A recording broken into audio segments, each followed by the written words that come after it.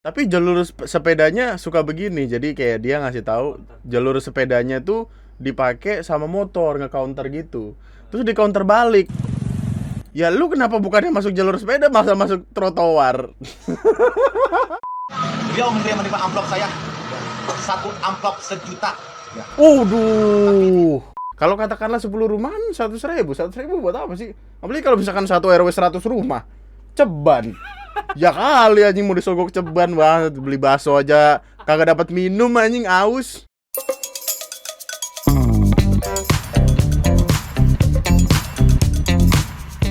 Hai, selamat datang di video gue kali ini dan selamat datang kembali di TNM dengan host baru kalian, Windu. Wah, gue jadi Windu aja. Rambut ganti. Sekarang gue udah ada cincinnya, anjay. Cincinnya pindah sebelah kanan, anjay. Ya Allah azan. Jadi, RKUHP. RKUHP perlu kita bahas banyak gak sih? Maksud gue kayak, iya kita bukan ahlinya anyway gitu. Tapi yang jadi konteks di sini adalah, lu tahu acaranya Trevor Noah gak sih? Late Night Show apa sih? The Daily Show with Trevor Noah. Jadi kan Trevor Noah tuh selalu ada monolog gitu. Monolognya ya kayak basic stand up aja untuk nyari yang lucu gitu.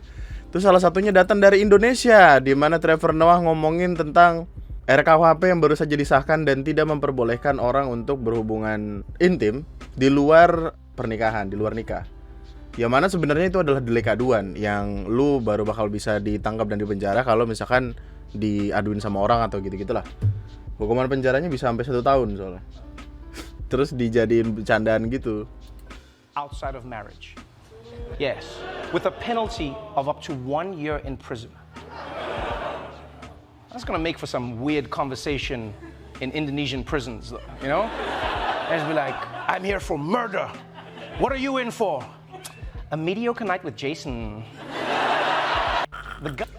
Jadi jokesnya begitu. Gue gak tahu ya, kita perlu ngebahas RKUHP gak ya? Karena yang ada di sekitaran RKUHP itu terlalu rumit. Orang waktu inget tidak 2019 kita live streaming tiba-tiba belum di sini ya 2019 ya? Belum. Gue live streaming. Iya, bacain RKUHP. Tiba-tiba di live chatnya, sumpah rame banget itu bro. Live streamingnya gue hapus langsung anjing, ngilu banget. Jadi tanggal 6 Desember lalu, which is 2 hari lalu, ada beberapa pengguna sepeda mahal masuk ke dalam jalur yang di luar jalur mereka. Terus perdebatannya ramai sekali. Dan ini terjadinya di wilayah Sudirman. Rombongan pesepeda ngeyel kena semprot Dirlantas Polda Metro Jaya. Semua gue masih nggak paham loh kenapa kita menggunakan konotasi semprot gitu. Gue awalnya mengiranya kayak dia lagi jalan naik sepeda sama bawa polisi. Ini videonya nih. Weh, Mas, harus jalur sepeda. Bahaya di jam segini kalau mau. Weh, masuk jalur sepeda. Kejar lagi. Kejar sana. Untuk berhenti. Kita udah berapa kali sih ngebahas pesepeda gitu? Udah. Wow, banyak banget bro. Sampai ada gue ngebahas orang sepedaan terus sepedanya ditaruh di Alfamart waktu itu. Ini sama pengendara motor. Oh iya, yang di jari tengahnya sama itu orang naik motor. Tapi untuk perkara kali ini tuh kayak perdebatannya jauh lebih panjang karena Sekarang udah difasilitasi. bukan. Karena ya naik sepeda bukan orang sembarangan. Oh, Iya. Nggak bisa. Saya tidak bisa ngomong banyak ya. Tapi intinya para pesepeda ini berpegang sama aturan yang memperbolehkan orang naik sepeda di luar jalur sepeda jam 5 sampai jam 6.30. Ada aturannya.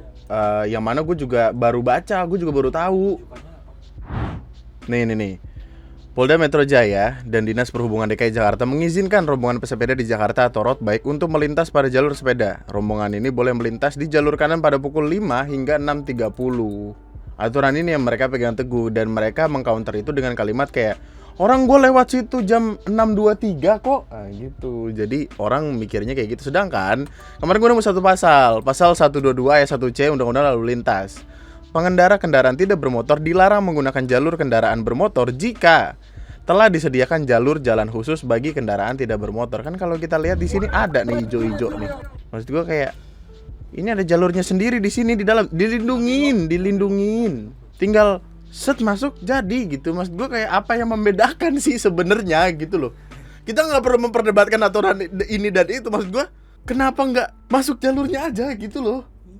Apakah jalurnya jelek atau gimana? Well, gue juga belum pernah naik sepeda di Jakarta sih. Mungkin jalurnya tiba-tiba di depan ada. Jadi ketika dia naik sepeda masuk ke dalam, wah, muter, wah.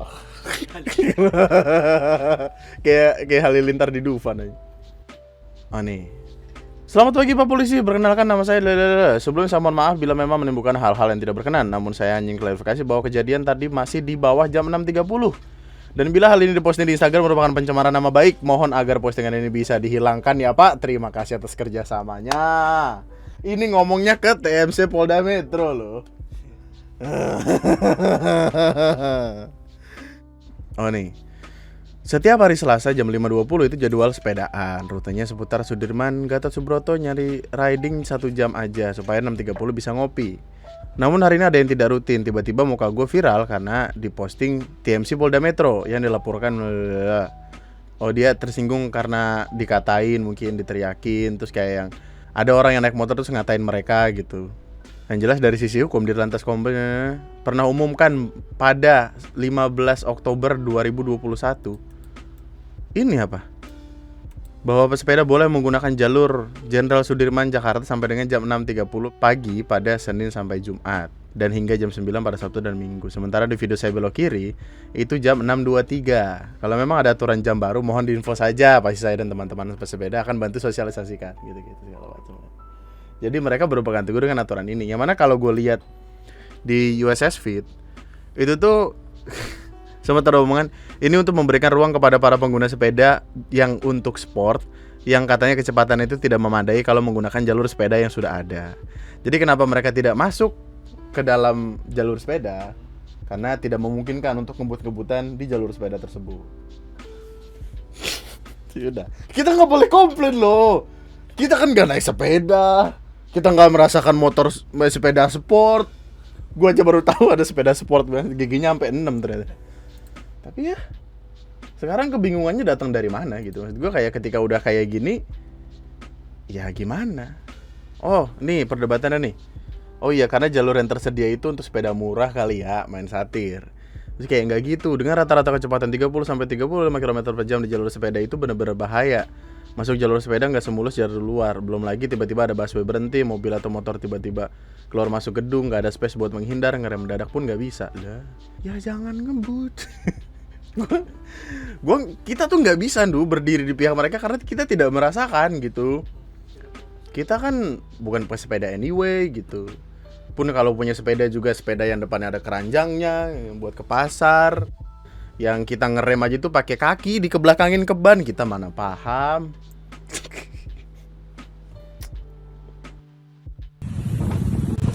Terus ada yang komen gini. Ada yang ngasih video gini. Tapi jalur sepedanya suka begini. Jadi kayak dia ngasih tahu jalur sepedanya tuh dipakai sama motor nge-counter gitu. Terus di counter balik. Ya lu kenapa bukannya masuk jalur sepeda masa masuk trotoar? Perdebatan di internet aneh-aneh banget bro, sumpah dah. Terus sekarang kalau kayak gini gimana? Bingung kan? Bingung gak sih? Malu sama Kang Roti masuk jalur sepeda. Saya terus bang. Masalahnya jadi kontradiktif. Bagaimana kita menggabungkan ini yang katanya boleh masuk jalur kanan sampai 6.30 sama ini mendarat kendaraan tidak bermotor dilarang menggunakan jalur kendaraan bermotor jika telah disediakan. Ya tulis saya pendapat dan opini lu di kolom komentar di bawah. Kita ngobrol aja yuk bye-bye yuk. Karena tidak ada habisnya kalau kayak gini. Ya. Nih, akhirnya keluar story ini.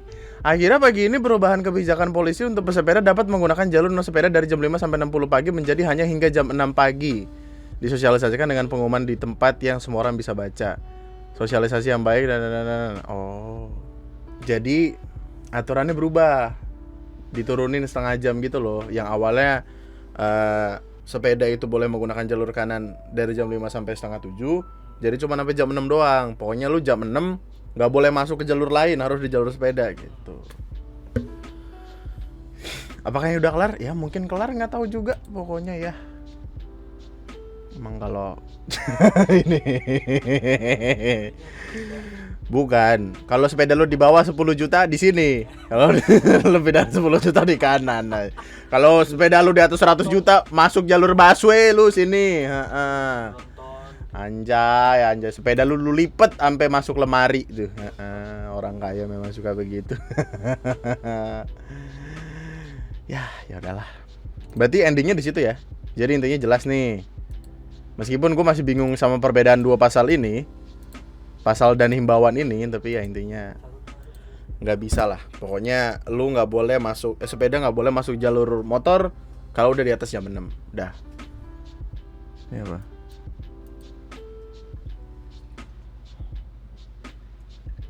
Enggak, tapi ada beritanya sih.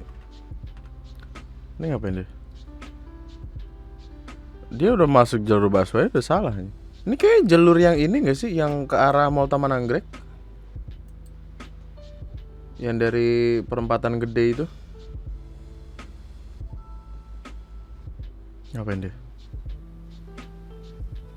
Keren. Lah, anjing. Lah. HP. Lah, Betul kan? Saat kejadian kan? anjing. HP ya. Rekam dengan Siang bro, ini bro maksudnya masih terang. Gila. Wah, kaca mobil tutup dah. Wah, ini ngilu banget. Masalahnya dari awal udah kelihatan mencurigakan gitu loh. Kayaknya udah ditandain gak sih? Dan gue yakin sasarannya adalah orang-orang yang kayak Gokar, Grabcar gitu loh, yang HP-nya biasa ditaruh di situ. Bro, hati-hati bro kalau lu bawa HP segala macam naik mobil. Gak ada takut-takutnya anjing, sumpah dah. langsung diambil. Dan dengan posisi kayak gitu pasti orang bingung kan. Maksudnya kalau pengen turun, masa mobil ditinggal terus hilang juga, mobilnya gimana? Enggak, masalahnya macet gitu loh. Soalnya ini udah enggak sekali dua kali gitu loh. Kita perlu ngomongin ini gak sih? Karena ini lucu bro. Udah sempat nyari tahu. Masalahnya kita orang dalamnya kagak ada ini. Ara masih di sono. Harusnya gue nanya Ara. Calonkan LPM ya, urutan nomor 2 ya. Saya sudah nyebar amplop ya, beberapa RW ya. Suara saya 2 biji ya. Akhirnya saya kencengin gitu. Langsung saya shock terapi ya, kepada Shock terapi anjing. tapi etiket baik tidak ada. Etiket minta maaf RW tersebut tidak ada. Termasuk RW 15, RW 14, Disebut anjing. RW 02, RW 09, RW 06, dan RW 05. Beliau menerima amplop saya. 1 amplop sejuta. Ya. Waduh. Ke RW-nya apa ke orangnya? Tiap orang. Tiap orang 1 juta. Anjing gokil juga lu. Niat baik tidak ada minta maaf. Memang ada orang tersebut yang mengantarkan amplop ya, karena beliau ketakutan atau ya mungkin segan menemui saya. Pak RW 16, Pak Faisal sudah ngulangin amplop saya ya. Oh enggak, dikasihnya ke ketua RW cu. Dikasih ke ketua RW. Masing-masing RW dikasih 1 juta terus dibagi-bagiin untuk milih gitu kali. Ya intinya saya mesti ketegasan hari ini ya. Saya tidak suka orang-orang munafik ya. Kayaknya gini deh. Kayaknya permasalahannya bukan dia ngasih amplop ke orang terus dia nggak dipilih deh. Kayak dia ngasih amplop ke ketua RW-nya, sama ketua RW-nya nggak dibagiin, makanya warga-warganya nggak tahu harus disuruh milih dia. Milih cuma 2 kayak Yang itu milih anaknya cuma sama- 2. sama istrinya. Oh iya, yang milih cuma 2 itu keluarganya RW. Jadi, oh gitu.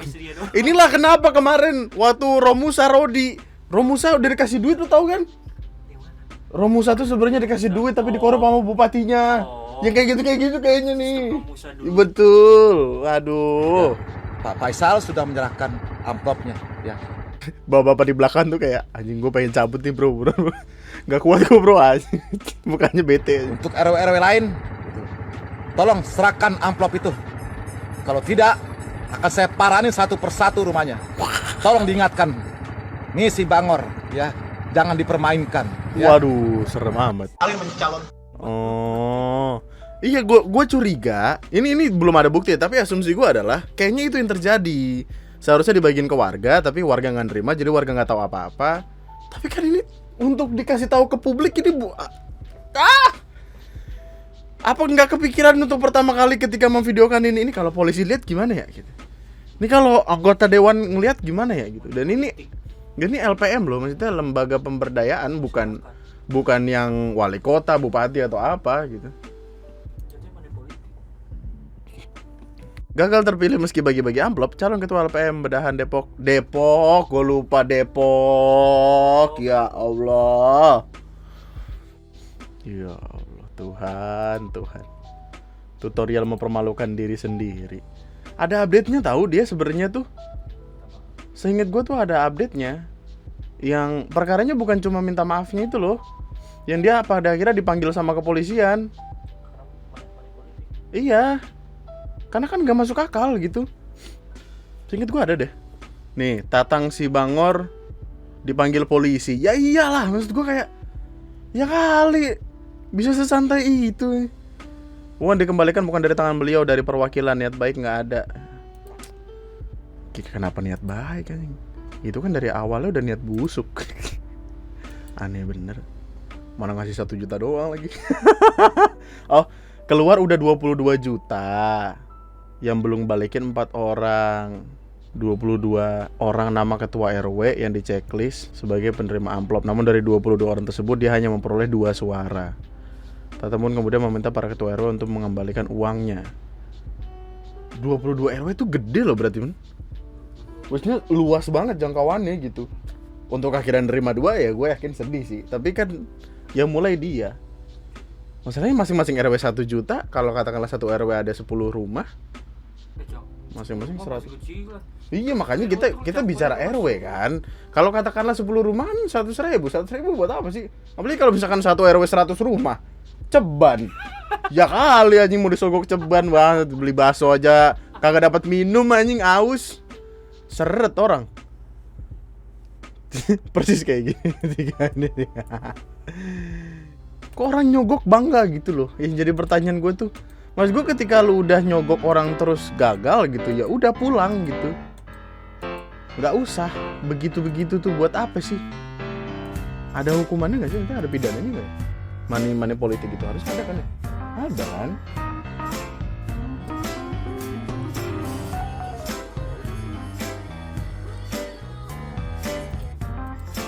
Ini kenapa sih? Oh, hijau. Gak ada 15 detik kan gak sih itu? Asli kesel banget itu. Saya mas, saya nggak main-main mas. Kalau masalah kekuatan mas, nggak usah ngeremehin mas. Kita boleh adu mas. Nggak usah ngeremehin kekuatan. Ayam lo matiin dulu.